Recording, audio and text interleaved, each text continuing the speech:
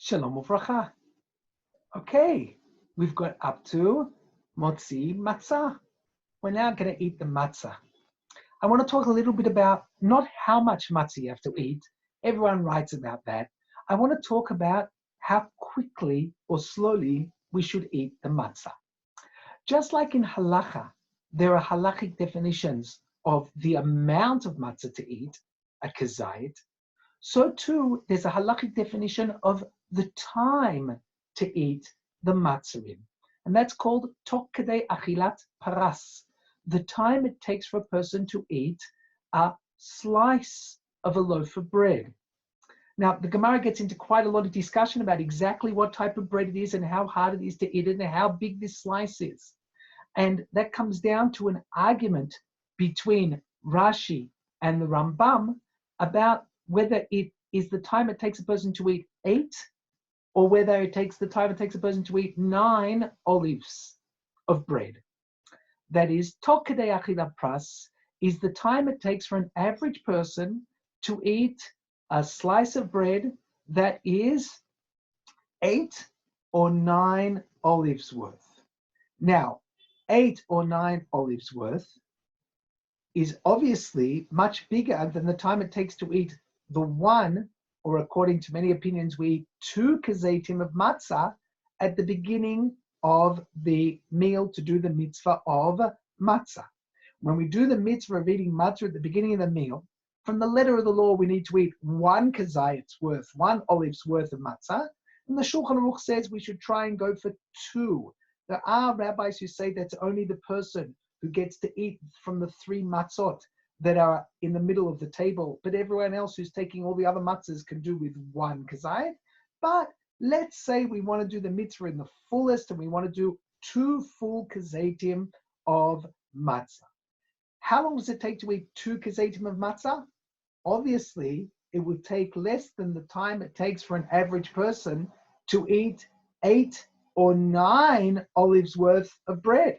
Even if matzah is a little bit harder and takes a little bit longer to eat, which I'm not sure about, it would still give us lots and lots of time. So anyone who has any ideas about stuffing the matzah in and looking at their watch and running to eat quickly, no way. No way. There's no need for that.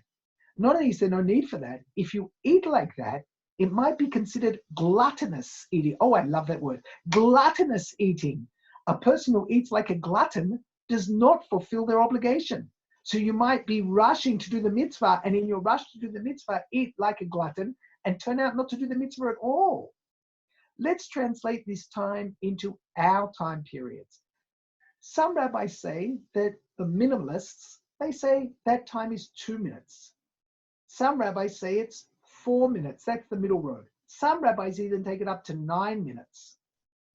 If we're going to eat 1 kazayit in, let's take the middle opinion, 4 minutes. If we're eating 2 kazetim, that might be 8 minutes.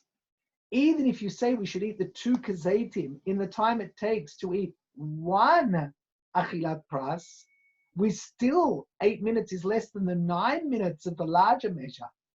So really, we have a lot of time. If you say that you want to eat about 2/3 of a machine matzah, maybe even up to a whole piece of a machine matzah, if you say that and you want to eat that, that's easy to eat within 4 minutes. It's certainly very easy to eat that within 8 or 9 minutes. You've got no problem there at all. What should you not do? You shouldn't be trying to be overly religiously clever here and say, I'll take the biggest opinion for how much matzah to eat, but the smallest opinion for how quickly to eat it. I'll be strict on both ends. I'll be strict in saying you've got to eat a lot of matzah, and I'll be strict to say you've got to eat it very quickly. That is incorrect. It's incorrect because what you're doing is called tarte de satre, 2 opinions that contradict each other and cannot go together. Why is that?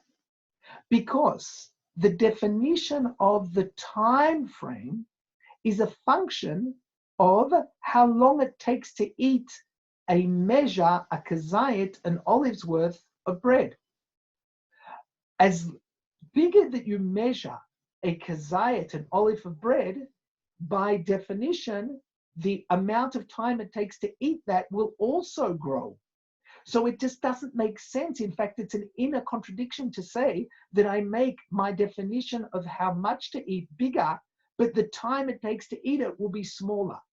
That doesn't work, and it isn't straight in halachic thinking. So what does that leave us with? It leaves us with eating like a mensch, like a normal human being. You're going to take your matzah, which is going to be a piece of matzah, 2/3 of matzah, whatever the opinion is that you're holding, but you should eat. You're going to lean to the left.